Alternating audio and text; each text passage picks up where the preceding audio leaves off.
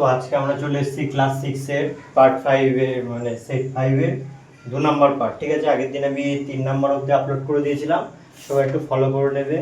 আজকে আমরা শুরু করব সেট নাম্বার 5 এর আমি 4 এর গুলো। ঠিক আছে, 4 এর 1 থেকে শুরু করব, বড় কোশ্চেনগুলো আছে কমপ্লিট করব, কালকে আমি 6 নাম্বারগুলো আপলোড করব। ঠিক আছে, তো যাই হোক আমার ভিডিওটা দিতে দু একদিন দেরি হচ্ছে কারণ কি আবহাওয়া ঠিক থাকছে না, আর আমি যেহেতু টিনের ঘরে ভিডিও করি তো টিনের আওয়াজের জন্য আমার সাউন্ডটা কেটে যাচ্ছে। ঠিক আছে, যার জন্য আমি ভিডিওটা দিতে পারছি না, আমি অত্যন্ত দুঃখিত। আজকে ওয়েদারটা ভালো আছে তাই আজকে ভিডিওটা আপলোড করে দেবো। ঠিক আছে, তো বেশি কথা না বাড়িয়ে আমি অঙ্কের দিকে এগোচ্ছি। প্রথম অঙ্কটা দেখো, ভালো করে পড়ো। বইয়ের দেখো 4-এর 1 মানে পৃষ্ঠার নাম্বার 142, পৃষ্ঠার নাম্বার কততে রয়েছে? 142-এ রয়েছে। ঠিক আছে, সেট নাম্বার 5-এর 4-এর 1 ভালো করে পড়ো, অঙ্কটা কি বলেছে। আর যারা যারা প্রশ্ন বিচিত্রা কিনতে পারোনি তারা আমার এই ভিডিও, এই যে ভিডিও যেটা করছি নিচে দেখো এরকম জায়গায় দেখো কোশ্চেনটা দেওয়া রয়েছে ভিডিওর নিচে। ঠিক আছে, কোশ্চেনটা একবার পুরো পড়বে, পড়ে নিয়ে তারপরে অঙ্কটা করার চেষ্টা করবে। ঠিক আছে, তো প্রথম অঙ্কটা করছি। বলেছে আমাদের পরিবারে মোট মাসিক খরচের 4,750 টাকা খাওয়ার জন্য ব্যয় এবং অন্যান্য খরচ 5,900 টাকা। ঠিক আছে, যদি খাওয়ার খরচ 10% বাড়িয়ে দেওয়া হয় এবং অন্যান্য খরচ যদি 16% কমিয়ে দেওয়া হয় তাহলে মাসিক খরচ বাড়বে না কমবে? ঠিক আছে, তাহলে প্রথমে দেখি আগে 4-এর 1 নম্বর অঙ্ক। দেখো প্রথমে আগে দেখবো মোট খরচ কত হয়েছে। ঠিক আছে, তাহলে খাওয়ার জন্য খরচ হয়, খাওয়ার জন্য কত টাকা খরচ হয় বা বইয়ে বলে দিয়েছে দেখো 4,750 টাকা। ঠিক আছে, তারপরে বলেছে অন্যান্য খরচ কত হয়, অন্যান্য খরচ হয় কত টাকা? অন্যান্য খরচ হয় বলেছে 5,900 টাকা। ঠিক আছে, 5,900 টাকা খরচ হচ্ছে। ঠিক আছে, তাহলে মোট খরচ আগে কত হচ্ছে দেখি, এখানে মোট খরচ বার করে নিই। মোট খরচ সমান সমান 0,0,0, 5,0,5, 7 আর 9 16, 6 হাতে রয়েছে আরো 1, 5 আর 1 9, 9 আর 1 10। তাহলে মোট খরচ কত হচ্ছে? এত টাকা আগে খরচ ছিল। ঠিক আছে, তো এবার দেখলো কি যে খরচাটা বেশি হয়ে যাচ্ছে, তো এবার ওই পরিবারটা কি করলো যে খাওয়ার খরচ 10% বাড়িয়ে দেবে। তাহলে খাওয়ার খরচ কত ছিল? খাওয়ার খরচ যদি 10% বাড়ানো হয় তবে খাওয়ার খরচ হবে, খাওয়ার খরচ কত টাকা হবে ভালো করে বুঝবা। টোটাল খাওয়ার খরচ কত ছিল? 4,750 টাকা ছিল। তো এইবার দেখো এই 4,750 টাকার ওপরে, 4,750 টাকার ওপরে কত পার্সেন্ট বাড়ানো হবে? 4,750-এর 10/100% বাড়িয়ে দেওয়া হবে। ঠিক আছে, এই 0 এই 0 কাটো, এই 0 এই 0 কাটো, তাহলে কত হলো? এখান থেকে কত পাচ্ছি? 4,750 টাকা যোগ, আর এখান থেকে 475 475 টাকা, টোটাল করলে কত হবে? 5,0,5, 7 আর 5 12, 12 2, হাতে রয়েছে আরো 1, 4 আর 7 11, 11 আর 1 12, 12 2, হাতে রয়েছে আরো 1, 4 আর 1 5। তাহলে এখন বেড়ে কত টাকা হয়ে গেল? 5,225 টাকা। এবার অনেকে চাইলে এই অঙ্কটাকে একটু ঘুরিয়েও করতে পারে, এই টাকাটা লাস্টে গিয়ে যোগ করলে হবে। কেউ মনে করো এই টাকাটা করলো না, 10% বাড়ানো হলো, এটাকে ঢেকে রাখার পর খাওয়ার খরচ কত ছিল? 4,750 টাকা। সেই 4,750 টাকার উপর কত পার্সেন্ট বাড়াতে বলেছে? 10% বাড়াতে বলেছে। 10% বাড়ালে কত টাকা বাড়তো? 475 টাকা বাড়তো। কার উপর বাড়তো? তোমার এই 4,750 টাকার উপর বাড়তো। তো তার জন্য 4,750 টাকা আগে থেকেই যোগ করে নিচ্ছি। বোঝা গেছে জিনিসটা? তাহলে টোটাল এখন যদি খাওয়ার খরচ 10% বাড়ানো হয় তাহলে খাওয়ার খরচ এখন কত হয়ে যাবে? 5,225 টাকা। ঠিক আছে, তাহলে আমি আবার বলছি, দেখো এটুকু অঙ্ক বুঝিয়ে দিচ্ছি। খাওয়ার জন্য খরচ হয় এত টাকা, অন্যান্য খরচ হয় এত টাকা, টোটাল খরচ কত টাকা হয়? টোটাল খরচ হয় 10,650 টাকা। ঠিক আছে, মানে এটা আগে হতো যখন দেখছে পরিবারের ইনকাম কমে যাচ্ছে কিংবা খাওয়া দাওয়ার একটু পরিমাণ বাড়াবে কিংবা অন্যান্য খরচ কমাবে, সেই দিক থেকে দেখতে গেলে বলছে খাওয়ার খরচ 10% বাড়াবে। খাওয়ার খরচ কত ছিল? 4,750 টাকা, তাই 4,750 টাকা লিখেছি। তার 4,750-এর 10% বাড়বে। তাহলে এটা কেটে 475 একে 475 হলো, 4750 4750 টোটাল কত টাকা হলো? 5225 টাকা। তাহলে খাওয়ার খরচ এখন কত হচ্ছে? 5225 টাকা। ঠিক আছে, এবার উপরের দিকটা করছি, এটা টুকে নাও। অন্যান্য খরচ যদি 16% কমানো হয় তবে খরচ হবে কত পার্সেন্ট? 16% কমবে। কমবে মানে কি? আগে কত ছিল? 5900 টাকা ছিল।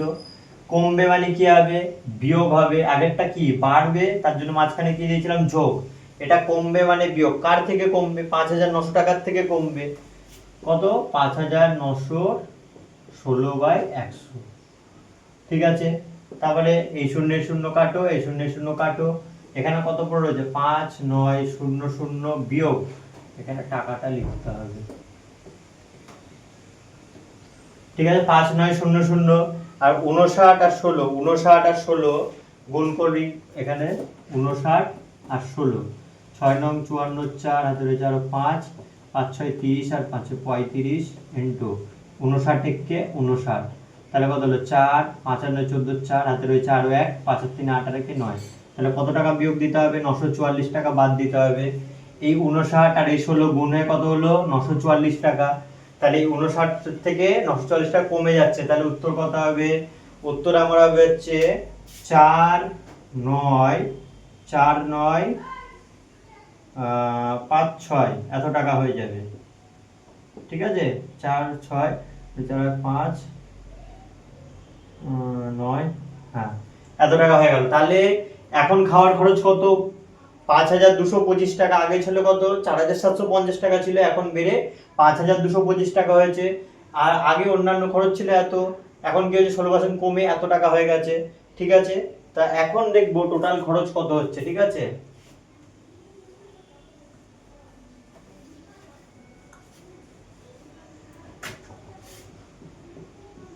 এখন মোট খরচ সমান সমান খাওয়ার খরচ কত হলো?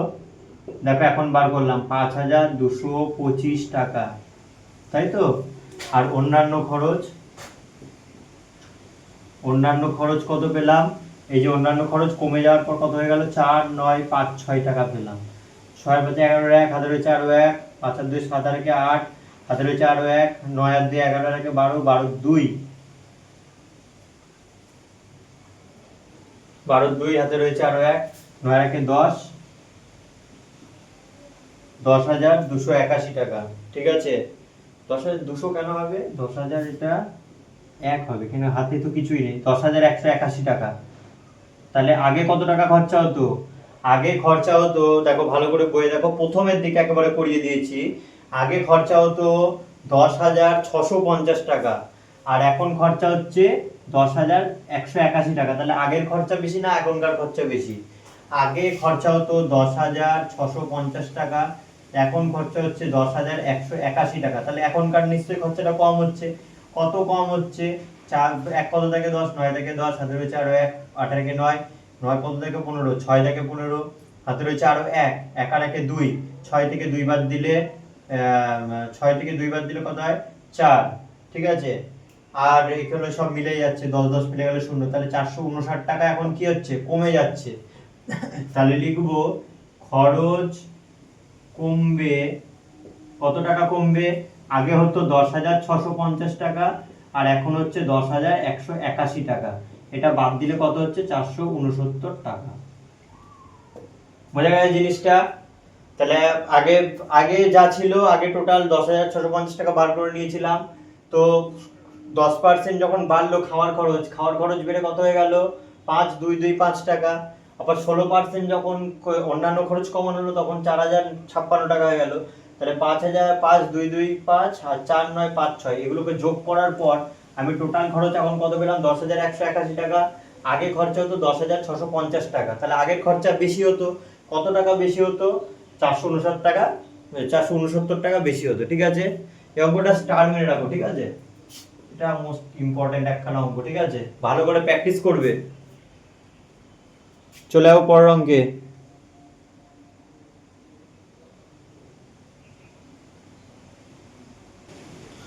নেক্সট নেক্সট হচ্ছে অথবার অঙ্কটা। অথবার অঙ্ক কি বলেছে? বলেছে যে একটি শহরে বর্তমান জনসংখ্যা 26,250 জন। একটি শহরের বর্তমান জনসংখ্যা মানে এখনকার জনসংখ্যা কত রয়েছে? 26,250 জন। বার্ষিক 4% হারে জনসংখ্যা বাড়ছে। ঠিক আছে, তাহলে জনসংখ্যা কত হবে হিসাব করে দেখি 2 বছর পরে, প্রথম বছর আর দ্বিতীয় বছর। ঠিক আছে, সেম একই রকম ভাবে করব।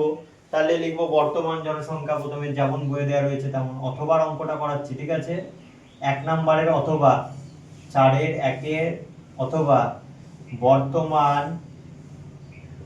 জনসংখ্যা কত বলে দিয়েছে? 26,250 জন। ঠিক আছে, তাই বলেছে তো 26,250 জন। জনসংখ্যা 4% বাড়লে প্রথম বছরে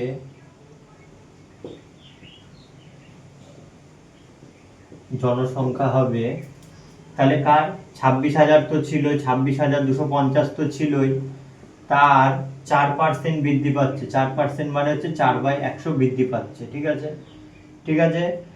তো 4 কে 4, 4 25 সঙ্গে 100 কেটে দাও। 25 দিয়ে কাটছি, 25 দিয়ে এটাকে কাটলে 25 কে 25 শূন্য, 5 25 সঙ্গে 125 শূন্য, তাহলে কত হবে? 1050 জন। ভাগ করে দেখবে, এটা 1050 জনই বেরোবে। ঠিক আছে, তাহলে কতজন বৃদ্ধি পেল? 1050 জন বৃদ্ধি পেল। ঠিক আছে, কতজন বৃদ্ধি পেল? 1050 জন। তাহলে প্রথম বছরে জনসংখ্যা 26,250 তো ছিলই, তার সাথে কত বাড়লো? 1050 বেড়ে গেল। টোটাল 0 0 0, 5 5 10 10 0, হাতে রয়েছে আরো 1, 2 আর 1 2 আর 1 3, 6 আর 1 7, 27,000 এত জন। তাহলে আগে কত ছিল?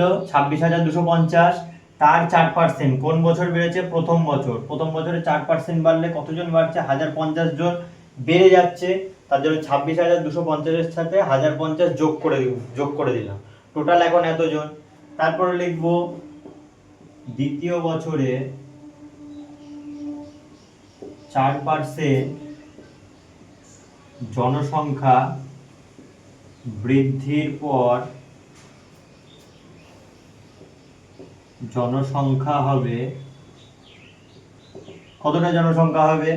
দেখো এখন জনসংখ্যা কত রয়েছে? 27,300, তার 4/100। কেন বলো তো?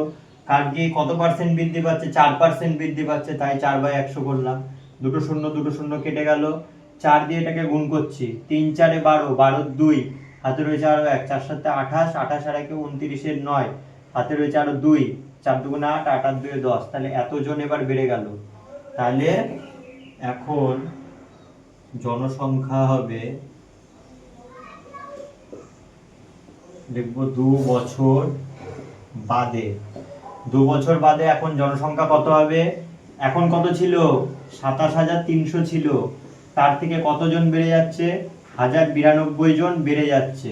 তাহলে এখন জনসংখ্যা কত হবে? 9,202, 9,009, 303, 27 আর 1 28, এতজন হয়ে যাবে আমার অ্যান্সার। বোঝা গেছে জিনিসটা? এই অঙ্কটা অনেকবার করিয়ে দিয়েছি। তাহলে বর্তমান জনসংখ্যা কত? 26,250, তার জনসংখ্যা প্রথম 4% বাড়লো। প্রথম বছরে যদি 4% বৃদ্ধি পায়, তাহলে কতজনের বাড়বে? প্রথমে কত ছিল? 26,250, তার 4% মানে 4/100। শূন্য শূন্য কাটলাম, মানে 4 25 সঙ্গে 100, 4 দিয়ে 25 কে কাটলাম, 100 কে কাটলাম, 25 হলো। 25 কে দিয়ে এটাকে ভাগ করলে 1050 পেলাম। তাহলে প্রথমে 1050 জন বৃদ্ধি পেলো। কার থেকে বৃদ্ধি পেলো? এটার থেকে বৃদ্ধি পেলো। তাহলে এই দুটো যোগ করে এত পেলাম। এবার দ্বিতীয় বছর যখন আমি জনসংখ্যা বৃদ্ধি করব, তখনও তো 4%ই বাড়বে।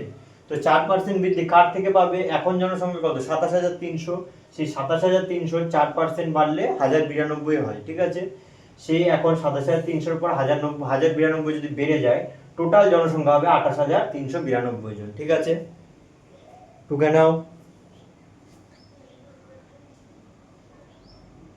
চলে যাবো তার পরের অঙ্কে।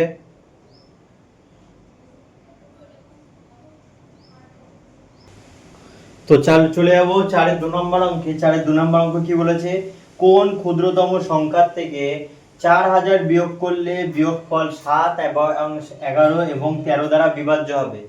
দেখো কোন ক্ষুদ্রতম, আমি আগের ভিডিওতেই করিয়ে দিয়েছিলাম, বৃহত্তম কথাটা লেখা থাকলে করতে হয় গসাগু। এটা মনে রাখবা সারা জীবন, যতদিন চাকরি না পাচ্ছ ততদিন তোমাদের এটা মনে রাখতে হবে। বৃহত্তম সংখ্যাটা থাকলে তাহলে গসাগু বার করতে হয়, আর ক্ষুদ্রতম কথাটা থাকলে কি করতে হয়, লসাগু করতে হয়। কি করতে হয়, লসাগু করতে হয়। তা আমাকে অঙ্কে প্রথমে কি বলে দিয়েছে, কোন ক্ষুদ্রতম সংখ্যা বিয়োগ করলে, তাহলে ক্ষুদ্রতম সংখ্যা কি বলেছে, 4000 থেকে বিয়োগ করলে কত কত বলছে, 7, 11, 13। তো 7, 11 এবং 13 এদের লসাগু যখন আমি করতে যাব, দেখবো 7, 11, 13 তিনটেই কি সংখ্যা, মৌলিক সংখ্যা। তিনটেই কি সংখ্যা, মৌলিক সংখ্যা। মৌলিক সংখ্যা শুধুমাত্র 1 দিয়েই ভাগ যায়। 7 × 7, 11 × 11, 13 × 13। তাহলে লিখবো নির্ণেয় লসাগু। কেন বলো তো এটা 1 দিয়ে ভাগ গেল, কারণ কি এটা 7, 11, 13 তিনটেই কি সংখ্যা, মৌলিক সংখ্যা। মৌলিক সংখ্যাকে 1 দিয়ে ভাগ করা যায়, আর কোনো সংখ্যা দিয়ে ভাগ করা যায় না। তাই নির্ণেয় লসাগু কি হয়, 7, 11, 13। 7 × 11 × 13। ঠিক আছে, এইবার দেখো অঙ্কটা কিভাবে করব। 11 আর 13 গুণ করলে কত হয়, 11 আর 13 গুণ করলে হয় 143। এবার এই 7 এর সাথে এটা গুণ করব, 3 × 7 = 21, 21 এর 1 হাতে রয়েছে আরো 2, 4 × 7 = 28, আর 2 = 30, 30 এর 0 হাতে রয়েছে আরো 3, 7 × 7, 7 আর 3 = 10। তাহলে এটা কত হলো, 1001 টাকা। কিন্তু আমাকে কি বলেছে, 4000 এর থেকে বিয়োগ করতে হবে। তাহলে লিখবো সংখ্যাটি হবে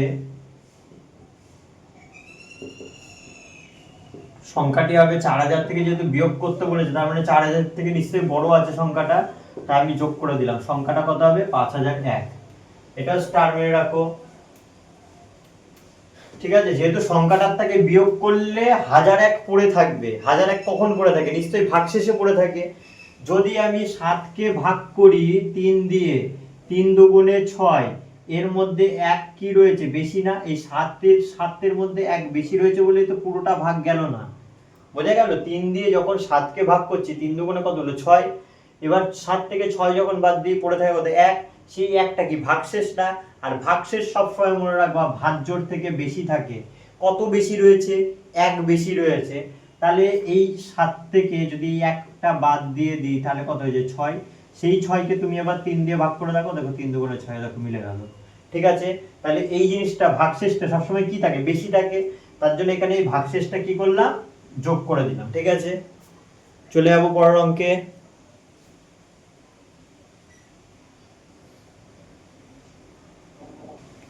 নেক্সট অঙ্ক, এটা স্টার মেরে রাখো। নেক্সট অঙ্ক কি বলেছে, অথবার অঙ্ক বলেছে, নিচের রাশিগুলির মধ্যে লসাগু আর গসাগু দুটোই নির্ণয় করতে বলেছে। ঠিক আছে, কি বলেছে, 6 টাকা 50 পয়সা, 6 টাকা 50 পয়সা সমান সমান, টাকা থেকে যখন পয়সায় যায় তখন টাকাটাকে কত দিয়ে গুণ করতে হয়, 100 দিয়ে গুণ করতে হয়। 50 পয়সাটা যেমন আছে, পয়সাটা পয়সায় থাকে, কারণ কি পয়সা থেকে আর পয়সায় যাওয়া যায় না। তাহলে 6 100 600 যোগ 50, তাহলে কত হয়ে যাবে, 650 পয়সা। ঠিক আছে, সেম অ্যাজ একই রকম ভাবে 5 টাকা 20 পয়সা, 5 টাকা 20 পয়সা। এবার দেখো টাকাটা বড় একক, পয়সাটা কি হয়, ছোট একক। এখানেও টাকাটা বড় একক, পয়সাটা ছোট একক, তাই আমি সবসময় ছোট এককে নিয়ে যাওয়ার চেষ্টা করব। টাকা থেকে যদি পয়সায় যায়, টাকাটাকে আমাকে 100 দিয়ে গুণ করতে হয়। এখানে টাকা কত রয়েছে, 5 টাকা রয়েছে, তাই 5 কে কত দিয়ে গুণ করতে হবে, 100 দিয়ে গুণ করতে হবে। আর এই 20টা আছে, 20টা যোগ করে দিতে হবে। 5 100 কত হয়, 500, আর এখানে 20 আছে 20, এখানে পয়সা আছে পয়সা, সমান সমান 520 পয়সা। ঠিক আছে, তারপরটা কি বলেছে, বলেছে 7 টাকা 80 পয়সা, 7 টাকা 80 পয়সা সমান সমান 7 টাকাকে পয়সায় নিয়ে যেতে হলে 100 দিয়ে গুণ করি। 80 পয়সা আছে তাই পয়সায় থাকবে, কারণ কি পয়সা থেকে তো আর পয়সায় যাওয়া যায় না, তাই 80 পয়সা যেমন আছে তেমনই থাকবে। ঠিক আছে, তাহলে এখানে 7 100 কত হয়, 700, 80 আছে 80, এটাকে পয়সা আছে পয়সায় করে দিই, সমান সমান 780 পয়সা। ঠিক আছে, তিনটে সংখ্যা পেয়ে গেলাম। এদের আগে কি বার করতে বলেছে? আচ্ছা, আগে আমি গসাগুটা করিয়ে দিচ্ছি, আগে গসাগু করিয়ে দিচ্ছি, আগে গসাগু। গসাগুটা পরে করতে বলেছে, কিন্তু আমি আগে করিয়ে দিচ্ছি, ঠিক আছে। গসাগু কি করে করতে হয়? কোন কোন সংখ্যা পেলাম? 650 পেলাম, 520 পেলাম, আর 780 পেলাম। এই তিনটে সংখ্যা পেলাম। এবার তিনটে সংখ্যার মধ্যে আমি কি করব? সব থেকে ছোট সংখ্যাটা কি রয়েছে? 520, তাই 520টাকে এখানে লিখলাম। তারপরে ছোট সংখ্যা কি রয়েছে? 650, এটাকে প্রথমে ভাগ করে দেখব। 520 কে 520 বিয়োগ করলে কত হয়? 130। এবার ভাগটা কি মিললো? মিললো না। যদি না মিলে ওপরের ঘরটাকে কি করতে হয়? গসাগুর সময় মাঝখানে নিয়ে আসতে হয়। 3 4 4 13 52, এটা একটা শূন্য আছে, একটা শূন্য, তাহলে কোন ঘরে মিললো? 130 এর ঘরে মিললো। আবার দেখো লসাগুটা ভালো মতো, গসাগুটা ভালো মতো দেখে না, এটা গসাগুটা আগে করিয়ে দিচ্ছি। সবসময় ছোট সংখ্যাটা বাইরে বসে, ছোট সংখ্যার থেকে তার থেকে একটু বড় সংখ্যা কি রয়েছে? এটা, তাই এটাকে বসালাম। আর এটা তো সব থেকে বড়, তাই সব থেকে বড়টা এখন বসাইনি। তা 520 কে 520 দিলাম। 650 থেকে 520 বিয়োগ করলে কত? 130। ভাগ পুরোপুরি মিললো না। যতক্ষণ না মিলবে ততক্ষণ এই ওপরেরটা মাঝখানে বসে, এই ওপরেরটাই, এই ওপরেরটা ঘুরে গিয়ে এখানে চলে আসে। যে 130 কে 4 দিয়ে গুণ করলে কত হয়? 520। এবার 130 এর ঘর মিললো, এইটা উত্তর নেব না, এটা উত্তর নেব। এবার যেই 130টা পেলাম, সেই 130 কে এবার বড় সংখ্যাটাকে দেখবো ভাগ যায় কিনা। ঠিক আছে, দেখছি 6 13 78, একটা শূন্য আছে, একটা শূন্য, মিলে গেল। তাহলে লিখবো কি? গসাগু কত পেলাম? 130 পয়সা। কেন বলো তো পয়সা? কারণ আমি সবকটা একক কিসে নিয়ে গেছিলাম? পয়সায়, তাই এখানে পয়সা। 130 পয়সাকে আমরা কি লিখতে পারি? 1 টাকা 30 পয়সা। এটা হয়ে গেল আমার গসাগুর উত্তর। টুকে নাও।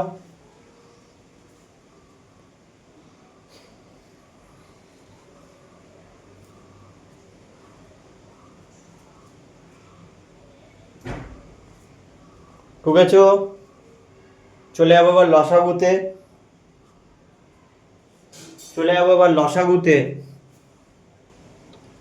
তাহলে লসাগুতে আমরা কি কি পেয়েছিলাম? 650, 520 আর 780। এদের এবার কি বার করব? লসাগু। আগেরটা গসাগু বার করে দিলাম। আর যখনই তোমাদের গসাগু বার করতে বলবে, যদি তিনটে আলাদা আলাদা সংখ্যা যদি দেয়া থাকে, তাহলে তোমরা সবসময় গসাগু বার করার সময় ভাগ পদ্ধতিটা অবলম্বন করবে, যেটা আমি আগেরটাই করালাম, ঠিক আছে। তো আগে শূন্য আছে, শূন্যগুলো কাটবো। 5 দিয়ে করি। 5 13 65, শূন্য আছে শূন্য। 5 কে 5, তারপরে 4 5 20, শূন্য নিয়ে 4 5 20, 5 কে 5, 5 5 25, 5 6 30। এবার দেখো 13 ঘরের নামটা দিয়ে কাটছি। 13 10 কে 130, 8 13 104, 13 কে 13, 13 দুগুণে 26, 12। এবার দেখো 2 ঘরের নামটা দিয়ে কাটছি। 5 দুগুণে 10, 4 দুগুণে 8, 6 দুগুণে 12। আবার দেখো 2 দিয়ে কাটছি। 5 2 দুগুণে 4, 3 দুগুণে 6। ঠিক আছে, আর কিছু কাটা যাবে না, কারণ কি 5 3 2 এই তিনটেই মৌলিক সংখ্যা। তাহলে এবার কি বার করব? নির্ণেয় লসাগু। কি বার করব? নির্ণেয় লসাগু। এই বাইরে যাবতীয় যা সংখ্যা সব গুণ। 5 গুণ 13 গুণ 2 গুণ 2 গুণ 5 গুণ 2 গুণ 3।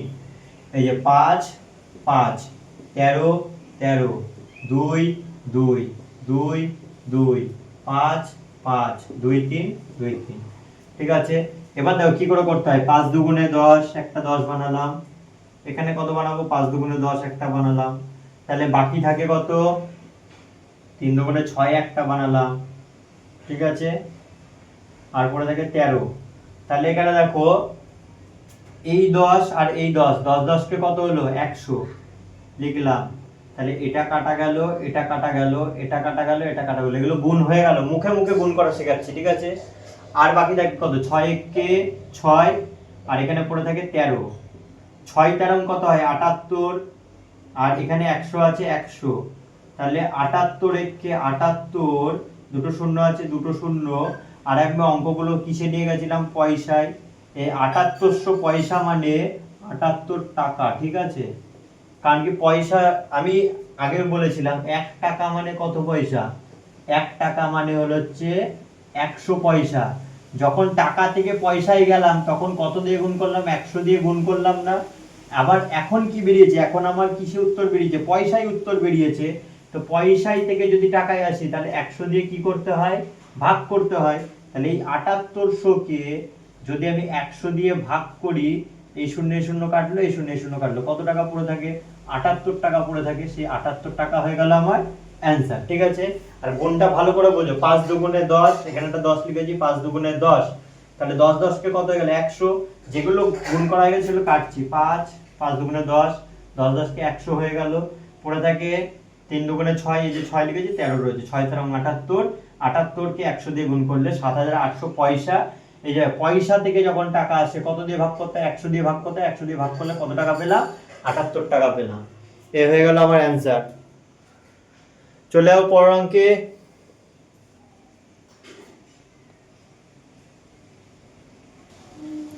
আচ্ছা, 5-এর 1 নাম্বার, 5-এর 1 নাম্বার বলছে পাশে একটা ছবি দেওয়া রয়েছে। দেখো আমি ছবিটাই বোর্ডের ওখানেই দিয়ে দিচ্ছি, আমি বইয়ের ফটোটাই, বইয়ে যে ছবিটা রয়েছে তোমাদের প্রশ্ন বিচিত্রায় দেওয়া, সেই ছবিটা আমি এখানে দিয়ে দিচ্ছি, এখানটা থেকে দেখে নাও। ঠিক আছে, সাইডে দেখে দিয়ে দিয়েছি, দেখো দেখে নাও। তো এখানে কি বলেছে, বলছে পরিসীমা নির্ণয় করো। পরিসীমা কি, পরিসীমা, পরিসীমা মানে আমি আগের দিন কি বলেছিলাম, বেড়া। বেড়া মানে ধারে ধারে যেগুলো লেখা থাকে, দেখো আমি সেটাই করছি।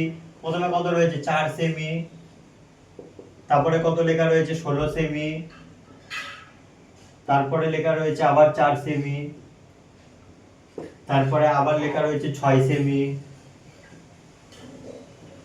তারপরে লেখা রয়েছে আবার 10 সেমি, তারপরে আবার লেখা রয়েছে 4 সেমি, তারপরে আবার লেখা রয়েছে 10 সেমি, তারপরে আবার লেখা রয়েছে 6 সেমি। তাহলে 1 2 3 1 2 3 4 5 6 7 8, 1 2 3 4 5 6 7 8। ঠিক আছে, এবার যোগ করি। 16 আর 4 এ 20, 20 আর 4 এ 24, আর 6 30, 30 আর 10 এ 40, 40 আর 10 এ 50, 50 আর 6 আর 4 এ 10 এ 60। তাহলে কত হয়ে গেল, 60 সেমি। পরিসীমা মানে যেই মানগুলো ধারে ধারে দেওয়া রয়েছে সেগুলো সব কটা টুকে যোগ করে দিতে হয়। ঠিক আছে, এই অঙ্ক তোমাদের পরীক্ষায় একটা আসবে, কেউ ছেড়ে এসো না। ঠিক আছে, তোমাদের অঙ্ক এর থেকে সোজা অঙ্ক আর এই 6 এর ক্লাসে হয় না। ঠিক আছে, পরিসীমা মানে যে মানগুলো দেওয়া থাকবে সেগুলোকে পরপর টুকবা, কাইন্ডলি একটাকেও বাদ দেবা না, দিয়ে প্রত্যেকটা নাম্বারকে যোগ করবা, যেটা উত্তর বেরোবে সেটাই উত্তর। ঠিক আছে, 2 নাম্বার অঙ্ক কেউ ছাড়বে না, 2 নাম্বারেই আসবে। চলে যাও পরের অঙ্কে। পরের অঙ্ক কি বলেছে, পরের অঙ্ক বলেছে যে ঘনকের ছবি আঁকো, ঘনকের কটি তল ও কটি শীর্ষবিন্দু। তাহলে লিখবো ঘনকের তল সংখ্যা, তল সংখ্যা হয় 6টি, আর কি বলেছে, শীর্ষবিন্দু, শীর্ষবিন্দু কতগুলো হবে, 8টি হবে। মানে কি একটা লুডুর ছক্কা, আমি যদি একটা সাপোজ একটা লুডুর ছক্কা আঁকার চেষ্টা করি। ঠিক আছে, 1 2 3 4 5 6, 6টা তল, 1 2 3 4 5 6। ঠিক আছে, 6টা তল হলো, তাই 6টা তল। শীর্ষবিন্দু মানে কোণা, এরকম 1টা 2টো 3টে 4টে 5টা 6টা 7টা 8টা, তাহলে কটা কোণা পেলাম, 8টা কোণা পেলাম। ঠিক আছে, চলে যাও পরের অঙ্কে। পাশের ছবিটা দেখো, পাশের ছবিটা দেখো, 5-এর 3-এ কি বলেছে, 5-এর 3-এ কি বলেছে দেখো, 5-এর 3-এ বলেছে প্রদত্ত 2 নং ছবি থেকে, দেখো পাশে একটা ছবি দেওয়া রয়েছে, বলছে 2 জোড়া সমান্তরাল সরলরেখা খুঁজি। সমান্তরাল সরলরেখা, দেখো একটা রয়েছে এডি আর একটা রয়েছে বিসি, এই একটা সরলরেখা, মাঝখানে এরকম চিহ্ন দেওয়া। ঠিক আছে, এটা সমান্তরাল সরলরেখা। আর হচ্ছে আর একটা কি লেখা, কি লেখা যেতে পারে, এবি কমা ডিসি, এটা হচ্ছে সমান্তরাল সরলরেখা। ঠিক আছে, তারপরে বলেছে 3-এর এ, এটা এ এর উত্তর গেল। আর বি নাম্বার উত্তর কি বলেছে, বি নাম্বার উত্তর বলেছে যে প্রদত্ত 2 নং ছবি থেকে পরস্পর ছেদে, পরস্পরকে ছেদ করছে এমন দুটো সরলরেখার নাম হলো, লিখবা এ ই আর ডি ই, আর একটা কি হবে, আর একটা হবে হচ্ছে এ ই আর এডি, এ ই কমা এডি। আমি ছবিটা আঁকি, একে বুঝিয়ে দিচ্ছি। দেখো এরকম দিয়েছে আমাকে ছবিটা, এখানে কি নাম দিয়েছে, এ বি সি ডি আর ই, এরকম দিয়েছে। তো সমান্তরাল সরলরেখা কাকে বলে? সমান্তরাল সরলরেখা বলে যেগুলো কখনো মিলবে না। দেখো দেখো এই একটা সরলরেখা, এটা সারা জীবন সোজা চলে যাবে না, তাহলে এ বি আর সি ডি, এই যে এ বি আর সি ডি, ঠিক আছে, এ বি আর সি ডি সমান্তরাল সরলরেখার চিহ্ন এরকম হয়, তাই আমি মাঝখানে কমা না দিয়ে এরকম দিচ্ছি, এই যে এ বি সি ডি সারা জীবন সোজাই চলতে থাকবে, যেটা কখনো মিলবে না, যেমন রেল লাইন। আর একটা দেখো এই যে এ ডি আর বি সি, দেখো সোজাসুজি চলছে না, এই যে এ ডি দেখো সোজা চলে যাচ্ছে, বি ডি বি সি সোজা চলে যাচ্ছে, এরা কখনো মিলবে? মিলবে না, তাই দেখো এ ডি আর বি সি, এই যে এ ডি আর বি সি দিয়েছি। এবার বলছে পরস্পর ছেদি, মানে পরস্পরকে ছেদ করছে। দেখো দেখো এ ই, এরকম একটা বিন্দুতে ছেদ করছে না, ঠিক আছে, তারপরে এ ডি এরকম একটা বিন্দুতে ছেদ করছে না, তাই এরকম করে লেখা রয়েছে, ঠিক আছে, এ ই এ ডি, এই যে এ ই আর হচ্ছে A D, A E R A D এই বিন্দুতে ছেদ করছে। আর একটা কি করছি, এ ই আর ডি ই, এই দেখো এ ই আর ডি ই কোন বিন্দুতে ছেদ করছে, এটা ছেদ করছে। পরস্পর ছেদি, ছেদ করছে কোথায়, এই যে এ ই ডি ই এই বিন্দুতে ছেদ করছে। পরেরটা কি বলেছে, এ ই আর এ ডি, এই যে এ ই আর এ আর ই আর ডি আর ই এই বিন্দুতে, এ ই আর ডি ই এরকম ভাবে হবে, ঠিক আছে, মানে একবার এই বিন্দুতে ছেদ করবে, একবার এই বিন্দুতে ছেদ করবে। দেখো এ ই দেওয়া রয়েছে, যে এ ই দেওয়া রয়েছে এই সরলরেখা, আর একটা ডি ই দেওয়া রয়েছে এই সরলরেখা, এ ই দেখো এ ই আর একটা হচ্ছে এ ডি, এ ডি আর এ ই এই বিন্দুতে ছেদ করছে, এই দুটো হলো। আর সমান্তরাল সরলরেখা মানে এটা আর এটা দেখো সোজা চলে যাচ্ছে, এটা কোনো মিলবে না, আবার এটা আর এটা সোজা চলে যাচ্ছে, তাহলে এ ডি আর বি সি একটা সরলরেখা হলো, আর এ বি আর ডি সি একটা সরলরেখার ইয়ে হলো সেট, ঠিক আছে। তো আজকে এটুকুই থাকুক। তোমাদের কাছে একটাই অনুরোধ, প্রত্যেক দিনের মতো আজকেও আমি বলছি, আমার চ্যানেলটা গ্রোথ খুবই কমে গেছে, ঠিক আছে, তো তোমরা একটু, তোমাদের সাহায্য খুবই দরকার, ঠিক আছে, প্রত্যেকে একটু লাইক আর সাবস্ক্রাইব করো, আর যতগুলো খুশি একটু কমেন্ট করো, ঠিক আছে, যে যেখানে পারো একটু শেয়ার করো। তোমাদের কাছে একটা অনুরোধ, তোমরা যদি সাপোর্ট করো তাহলে ওয়েদার যদি ভালো থাকে, আমি প্রত্যেক দিন, আমি কথা দিচ্ছি তো, প্রত্যেক দিন আমি এরকম প্রত্যেকটা অঙ্ক ধরে ধরে পড়াবো, তোমাদের কোনো টিউশন ফিস লাগবে না, প্রত্যেকটা ক্লাস এরকম দেখে দেখে করবে। যার যেটা জানার কথা বা যে যেটা জানতে ইচ্ছুক, যদি কোনো অঙ্ক বুঝতে না পারো তাহলে আমাকে অবশ্যই কমেন্ট সেকশনে কমেন্ট করে জানাবে, অঙ্কের নাম্বার আর পৃষ্ঠার নাম্বার দিয়ে, ঠিক আছে।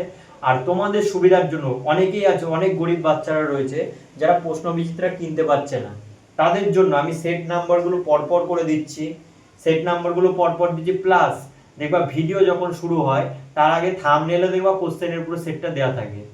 আর তাছাড়াও আমি যখন অঙ্ক করাচ্ছি দেখবা নিচ দিয়ে দেখবা কোশ্চেনগুলো দেওয়া রয়েছে, ঠিক আছে। তো তোমরা সবাই এটুকু সাহায্য আমাকে করো, আমি তোমাদের পাশে থাকবো। ফাইনাল পরীক্ষায় কথা দিচ্ছি, প্রশ্নবিচিত্রা পুরো কমপ্লিট সেট দেবো ম্যাথে, ঠিক আছে। আজকে এই বলে শেষ করলাম, থ্যাংক ইউ।